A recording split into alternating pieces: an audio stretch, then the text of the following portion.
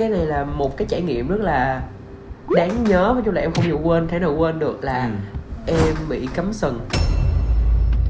Nếu mà là em thì quan điểm cá nhân của em thì em sẽ không chấp nhận. Tại vì tôi cũng có lên mạng tôi search á, tôi tìm kiếm là cái nghề này nó rất là dễ. Xong cái tôi mới nói luôn là ok, nếu mà anh làm. Lại là mình, Miwan đây. Và mình là Naki. Và chào mừng mọi người đã quay trở lại với Gay Talk. Đây là một series mà tụi mình sẽ tìm kiếm và trò chuyện với những bạn gay influencer nổi bật của Gen Z. Đó có thể là một hiện tượng mạng, một nghệ sĩ hoặc một content creator. Ok, và bây giờ thì let's talk about gay. Và chủ đề ngày hôm nay của tụi mình đó chính là Real Love. Một cái chủ đề mà kiểu ai giới tính nào cũng phải suy nghĩ tới mọi người. Mà nhắc tới Real Love thì có người lại nói là có người lại nói là không, đặc biệt trong cộng đồng LGBTQ+ của tụi mình. Thì hôm nay Miwan và Naki cùng với khách mời của chúng ta sẽ bàn bạc về vấn đề này. Xin mời I'm your Ben. Hello em. Ok, chắc là Ben sẽ giới thiệu một chút về lại khán giả đang xem chương trình nhé. Xin chào tất cả mọi người, mình là Andre Ben. Hiện tại mình là một TikTok creator và rất vui hôm nay được tham gia chương trình Gay Talk với anh Miwanaki.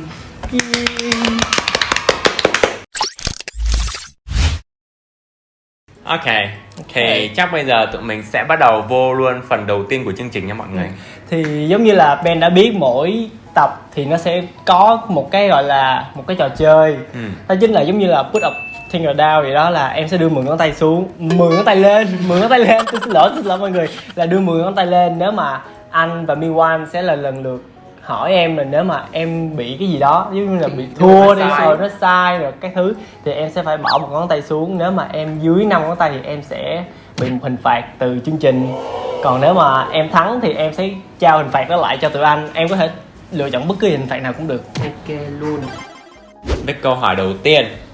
Ok, Ben có phải là một người dễ dàng bị chinh phục hay là không? Có.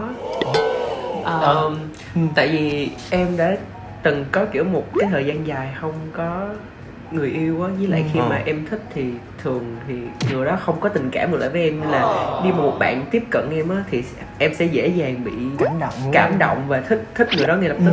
Vậy hả? Ok, vậy thì đến câu hỏi thứ hai nha. Ben có nhiều mối tình chóng vánh dưới 3 tháng? Chưa hả? Nếu là quen chính thức thì chưa. Tại vì em quen ít lắm nên là chưa đâu. Mà thích á thì có. Chứ còn em thích người ta lâu thì rất là lâu. Câu hỏi tiếp theo, Ben đã từng có nhiều hơn một real love hay là chưa? Dạ chưa. Ok. Vậy là tại vì cái cảm giác của em real love thì đối với em là khi em quen người đó em phải cảm thấy hạnh phúc. Và khi mà kiểu mình cảm thấy bình yên á, thì nếu mà người cho em cảm giác đó thì có vẻ như là mối quan hệ hiện tại em đang có thì em mới có được cái cảm giác đó. Ben đã từng bị phản bội trong tình yêu Rồi. Oh my god, đau luôn bà ơi. Cái này là một cái trải nghiệm rất là đáng nhớ, nói chung là em không thể nào quên được là em bị cắm sừng. Nếu mà trong câu chuyện của riêng em á thì bị cắm sừng, nhưng mà nhìn tổng thể câu chuyện á thì em là người thứ ba trong mối quan hệ. Trời vãi. người thứ ba là sao? Chúng ta sẽ khai thác sâu ok hơn về để câu hỏi tiếp theo đi, để cho chương được nhanh hơn, rồi tôi còn hỏi bả nữa. Ok. Ben có thường bị mất đi lý trí khi mà yêu hay là không? Hiện tại hay là nói chung là đó đến giờ luôn. Có. Dạ có. Hồi đó em thường rất là dễ bị lậm vào tình yêu. Em dễ bị vì yêu mà bỏ hết tất cả mọi thứ. Giống anh không hiện tại vì lúc đó là mình chưa biết được là bản thân mình có cái gì, bản thân mình đang như thế nào, nên là khi một người khác đưa cho mình tình cảm thì mình bị bám vào nó quá là nhiều á, mình bỏ hết tất cả mọi thứ. Tiếp tục nè, Ben có từng friend with benefit dù đang có người yêu hay là không? Chưa. Cái này em trả lời không cần suy nghĩ, tại vì em là người mà khi em đã trong mối quan hệ và kiểu như là đã xác định là yêu một ai rồi thì em thường không đi tìm kiếm những mối quan hệ khác. Thì trong mắt em thì người đó là một cái hình mẫu duy nhất thôi, chứ em không có tìm kiếm bất kỳ một cái điều tốt xấu gì ở bên ngoài hết. Đến với câu hỏi tiếp theo. Đến với câu hỏi tiếp theo là Ben đã trải qua mối tình dài hơn 1 năm. Chưa. Chưa bao giờ luôn. Chưa bao giờ. Vậy mối tình dài nhất của em là bao nhiêu lâu? Hiện tại tầm 3 tháng rưỡi. Là đó giờ là dài nhất và kiểu kiên trì với em nhất luôn á. Vậy thì câu hỏi tiếp theo, Ben từng có cảm giác thích người thứ ba khi đang có người yêu hay là chưa? Chưa. Cái này anh cũng Cái nghĩ này là chưa. em cũng nghĩ là giống cái câu trước là friend benefit, nhưng mà thay vì friend benefit thì chỉ là về nhu cầu á, thì cái này thì nó thiên vào tình cảm hơn. Thì cho dù là về nhu cầu sinh lý hay tình cảm thì em vẫn không thể nào có một cái hướng về người khác được. Rất là khó đối với em luôn. Rất là không biết mấy bạn sao mà rất là khó đối với Ben. Đến với câu hỏi tiếp theo là cũng như là câu hỏi cuối cùng luôn rồi đó, là Ben có luôn tin tưởng vào real love hay không ở bất kỳ giới tính nào nha? Có. Tại vì kiểu bất kỳ giới tính nào thì vẫn là con người mà, thì dù cho mình không kiếm được một ai nữa thì real love phải vẫn là bản thân mình phải yêu bản thân mình trước. Thì nó mới xuất phát từ cái real love từ bản thân trước, xong rồi mới lan tỏa cái năng lượng lên và thu hút những cái năng lượng tích cực đến cho mọi người. Nên là real love phải luôn luôn tin vào nó thì nó mới xuất hiện, và phải luôn luôn biết được giá trị bản thân mình nữa. Em nghĩ đó là cái real love thật sự nhất luôn á. Đúng vậy, love yourself.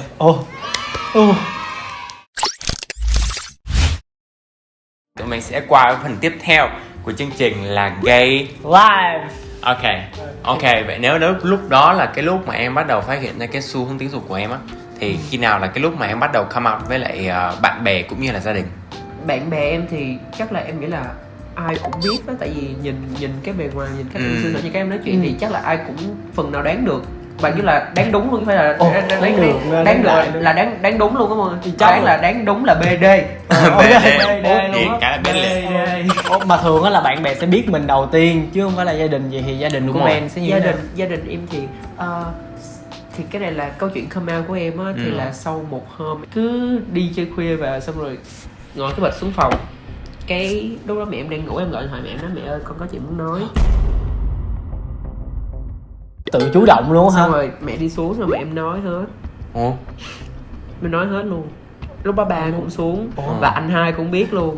Và anh hai nhắn là bây giờ không giống hồi ý là cái thế hệ á, cái thế hệ nó cách xa nhau quá nên là phải cho thời gian và bố mẹ cũng sẽ hiểu thôi, đừng có lo. Còn mẹ em thì mẹ em tuy là mẹ em cũng không nói là đồng ý, cũng không nói là có như thế nào không, nhưng mà mẹ em nghĩ là một phần nào cũng để em chọn lựa cuộc sống của bản thân em á. Lúc đó mẹ em chỉ nói đúng một câu là thôi đi ngủ đi, khuya rồi. Cũng nhẹ nhàng á. Nhẹ nhàng cũng... thôi là lúc đó em ôm mẹ em khóc luôn.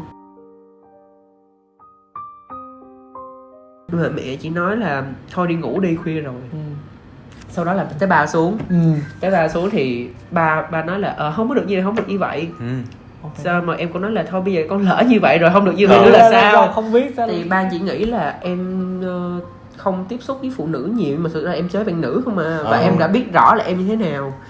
Nên là lúc đó ba có nói là con thôi bây giờ là con học xong đại học lấy cái bằng đi, rồi sau này có sự nghiệp và thành người á thì muốn làm thì làm. Thì từ đó xong thì em mới hiểu là định hướng của gia đình em chỉ muốn mình thành người thôi. Đúng rồi, sống tốt nhất mức có thể. Đúng rồi, thành công là, rồi. Nên là cái quyết định của em thế nào á thì ba mẹ không can thiệp vô, miễn là em hạnh phúc. Rồi ok. Ben ơi, vậy thì giờ cho tụi anh thắc mắc một xíu nữa được không? Tức là em có thể kể thêm cho tụi anh về cái mối tình mà em bị cắm sừng không? Ok luôn. Bây giờ gọi là story time nha mọi người. Story time. Thì em gặp được cái anh đó là qua một ứng dụng hẹn hò. Thì sau khi kiểu nói chuyện thì cũng ok, và gặp với là cái hình profile á cũng rất là ok. Đẹp. Và một đặc điểm mà Sơn em rất là thích trai Bắc. Và cũng đúng luôn là anh đó trai Hà Nội. Nên là em cũng thích. Em cũng gặp mặt và cũng thấy hợp, nên là bạn nó cũng kiểu như là thôi quen đi nè, em cũng đồng ý quen. Và sau tầm 1-2 tuần đó thì một hôm bạn đó nói là bạn nó sẽ về Hà Nội. Thì em cũng ok, về thì về, rồi em cũng chở ra sân bay, em cũng chứng kiến hết mọi thứ. Xong rồi cái bỗng nhiên một ngày em đang đi chơi thì bỗng nhiên cái linh tính nữa mọi người, kiểu như là vũ trụ kêu xem điện thoại là mình xem mà. Ông nội này thế giới xem con người tâm linh, xem story gần nhất đó đang như cái gì thì vô tình là đúng là dính story thấy chắc bạn em đó người đó ở thành phố Hồ Chí Minh. Thành phố Hồ Chí Minh. Đúng, xong rồi cái story tiếp theo là check in ở quán nước anh, một cái quán nước rất là khá là nổi tiếng. Thì cái quán đó có nhiều chi nhánh lắm.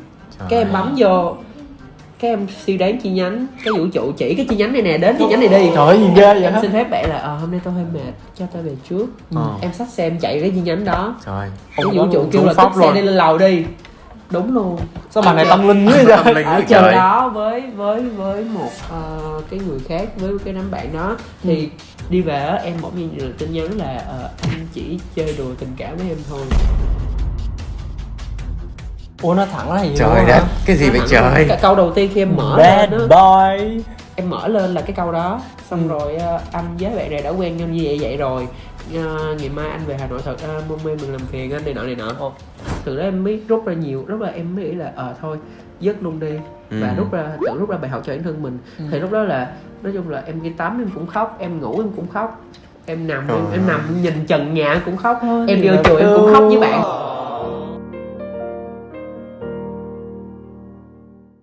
Thì theo như anh cứ để ý, bởi vì tụi mình có follow Ben trên TikTok có mọi người, thì thấy đợt này trên xu hướng thấy Ben hay đăng clip với lại người yêu mới, phát cưng chó các kiểu, ôm ấp hung rồi nhảy với nè đó. Nhảy các thứ thì không biết là đứa này vô này. thì không biết là Ben với lại Em xin ốp camera Đứa này. thì không biết là Ben có thể kể cho mình cũng như là khán giả nghe một chút về mối tình mới được không ta? Không quá đi thôi.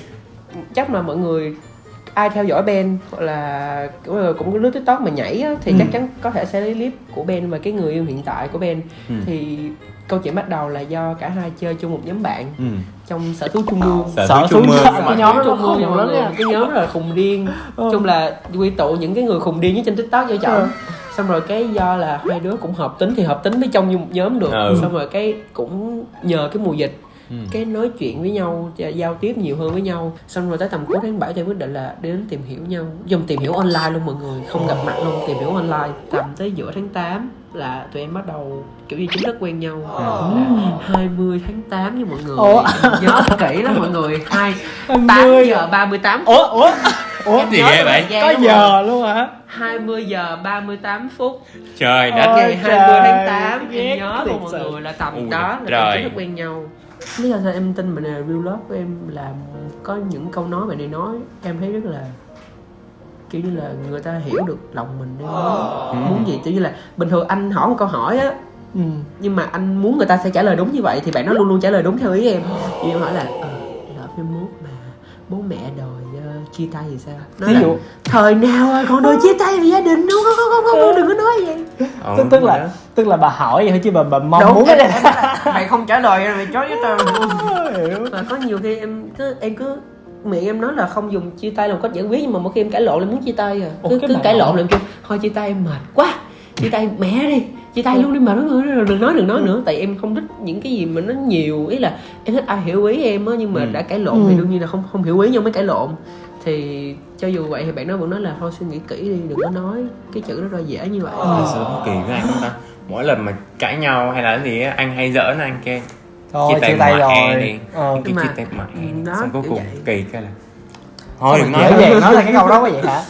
Ý là vậy. Thì bạn đó cũng nói là suy nghĩ kỹ, xong rồi cũng kỹ, xong rồi cũng xin lỗi, cũng này nọ. Nói chung là nó chậm viết cũng khá là êm đềm. Đúng là real love mà, người ta real love người ta có khác. Mà quên nữa, nhắc tới sự chọn lựa tôi mới nhớ, bây giờ tôi ví dụ nha, không dám ví dụ bà. Nhưng mà đừng ví dụ em thôi, đừng. Ví dụ giờ em đang hạnh phúc lắm. Hai cái ly này giống như là một người yêu của nhau, là bồ của nhau. Rồi xong cái ly này bỗng nhiên thích cái ly này, thích một người khác. Nói chung là tình cảm thì nó xảy ra giống như thần Covid bắn cái péo vô cái là yêu nhau vậy thôi. Tại phải nói sự thật là như vậy. Thì người này là bồ của cái ly này nè, nói là giờ anh cũng yêu em, nhưng mà anh cũng yêu luôn cả người kia. Thì bây giờ phải làm sao? Thì theo Ben thì Ben có chấp nhận không? Ví dụ là vậy. Nếu mà là em thì quan điểm cá nhân của em thì em sẽ không chấp nhận. Tại vì thứ nhất là em cũng đã trải một cái mối tình tựa như vậy mà, ấy là họ giấu em chứ họ không nói thẳng với mình. Nếu mà lúc đó mà họ có nói thẳng ra là họ cũng yêu thật lòng á, nếu mà lúc đó thì có đó, nhưng mà trải qua nhiều chuyện á thì em cảm thấy là thôi không. Tại vì cho dù á là mình có chấp nhận thì cũng phải qua một cái thời gian như thế nào đó thì nó cũng sẽ lòi ra. Ok. Nói chung vậy nè, tôi chia sẻ ngày xưa, nói chung là Quân thì Quân có ước mơ làm tiếp viên hàng không, thì tôi cũng không có thấy là tôi có cái quyền gì là tôi cấm cản cái ước mơ của người ta vậy đó. Tại vì tôi cũng có lên mạng tôi search đó, tôi tìm kiếm là cái nghề này nó rất là dễ. Xong cái tôi mới nói luôn là ok, nếu mà anh làm xảy ra những cái chuyện đó thì anh vẫn phải phân biệt rõ là anh quan hệ thôi hay là anh yêu người ta thiệt sự. Nếu mà anh yêu người ta thiệt sự thì anh nói cho em biết là anh hết yêu em rồi, hay là sau đó thì mình có thể giải quyết chứ đừng có giấu. Tức là với lại làm thì vẫn có thể là an toàn rồi các thứ, nhưng mà yêu thì vẫn phải là yêu em, ý là vậy đó. Ý là Naki đang nói ở đây là Naki chia phân ròi rõ ràng ra là một bên là tình dục, còn một bên tình yêu. Tức là tình yêu thì lúc nào cũng sẽ phải chỉ được yêu Naki thôi. Đúng, nhưng mà đương nhiên là tôi cũng không có bao giờ phải để cho tôi thua thiệt một người nào khác, ý là vậy đó. Sẽ có quan điểm mỗi người mỗi khác, cho nên là maybe bọn mình là như thế, nhưng mà maybe các bạn đang cũng xem thì sẽ có những quan điểm khác nhau trong việc tình yêu của mình hay sao. Như anh Quân nói á, thì cả hai nên có sự rõ ràng về quan điểm yêu của nhau. Và thứ nhất là real love, một người đừng có hiểu nhầm real love là phải tìm được người yêu mình thực sự. Tại vì real love á, quy lại một từ vẫn phải là yêu bản thân, là love yourself. Phải yêu bản thân của tụi mình trước nha mọi người. Ok, vậy thì bây giờ tụi mình sẽ đến với phần cuối cùng của chương trình luôn, sẽ là phần Gay Pride. coi như là phần này tụi mình sẽ ngồi lại và đọc những lá thư mà mọi người đã gửi cho tụi mình cho chương trình, và tụi mình sẽ cùng đọc, cùng khách mời đọc, và sau đó bọn mình sẽ cùng đưa ra cảm nghĩ và maybe là đưa ra những cái quan điểm của tụi mình về lá thư. Thôi, lá thư thứ nhất như sau: là một người thứ ba trong bóng tối là cảm giác như thế nào? Các bạn đã từng nghĩ tới chưa? Là như vậy, mình quen biết và bắt đầu yêu anh ấy từ một cơn say không biết đường về trong bar. Người ta nói sai lầm của one night stand là yêu người tình của mình. Tức là anh ấy xong cái yêu luôn á hả? One night stand và friend benefit á, thì họ thường là vì nhu cầu thôi, xong thì họ đi. Đúng rồi. Tức là yêu là thê thảm giống anh ấy hả? Giống như hồi nãy là có nhiều, em thấy là có nhiều người đặt nhu cầu lên trước để tìm kiếm người mình yêu á. Nhưng mà đôi khi cái đó cũng nguy hiểm lắm, thì đôi khi cái đối phương á thì họ chỉ cần tình dục thôi, người ta chỉ cần tình dục, còn mình yêu cái là mình yêu bị cái ăn là đau đớn, như vậy nè, ăn sự đau đớn như vậy nè. Đúng, trời là đúng luôn, ông chấm than chứ đúng là mọi người chấm than, đúng là còn chấm than nữa nha. Đúng, mình thật ngu khi đã yêu anh ấy ngay từ đêm đầu tiên đó, khi mình không biết gì về anh cả. Đến khi mình biết anh đã có vợ và có một đứa con mới sinh, mình gần như trở nên một mụ mị, mù quáng. Mình đồng ý ở bên anh ấy như một người thứ ba trong bóng tối. Mình không rõ anh ấy là gay hay bi. Những đêm anh ấy về với vợ con, mình hay tự an ủi với bản thân mình là không sao đâu, anh ấy là gay, anh ấy chỉ yêu mình. Nhưng thỉnh thoảng mình vẫn thấy có lỗi với chị vợ và đứa bé ấy, có lỗi thiệt nha. Thỉnh thoảng mình vẫn tủi thân và ước gì mình và anh mới là một gia đình. Mình vừa muốn làm người tốt và cũng vừa muốn làm người xấu. Ông trời chớ trêu khi đẩy chúng ta vào những hoàn cảnh như thế. Có hai cái ý mà em muốn lấy ra là thì cái ý đầu tiên là cái one night stand thì là đừng nên, nếu mà mình xác định đó là one night stand thì đừng nên yêu. Đúng rồi. Do anh cũng đang xác định đây là mối quan hệ one night stand rồi, thì nếu mà vậy thì rút ra càng sớm càng tốt nha, đừng có dính thêm. Và cái thứ hai là muốn anh có đặt một câu hỏi là tại sao ông trời lại trớ trêu như vậy. Thực ra ông trời ông sắp đặt như vậy, nhưng mà người quyết định là anh mà. Anh đang đẩy mình vô cái đang đẩy bản thân mình vô cái tình huống trớ trêu, chứ không có ông trời nào ở đây đó. Cho dù cái chuyện nó đi xa tới mức nào á, nhưng mà em nghĩ là khi mà đã biết cái người đó có vợ có con rồi thì mình nên dừng lại luôn. Mình nên vậy thôi, chứ mà anh càng đẩy xa á, thì anh sẽ luôn luôn có câu hỏi là tại sao trớ trêu như vậy. Nhưng mà không, anh đang đẩy bản thân mình vô tình huống trớ trêu. Anh đang đẩy bản thân mình vô cái con đường là phải là chọn người, mình làm người tốt hay người xấu. Thật ra là chọn có nào thì cũng sẽ thấy tội lỗi hết đó. Với lại giống như Ben lúc đó nè, nếu mà Ben cắt đứt đi thì ok, thoải mái rồi nè, giờ là có một sự tươi đẹp thì em nghĩ là anh nên như Ben.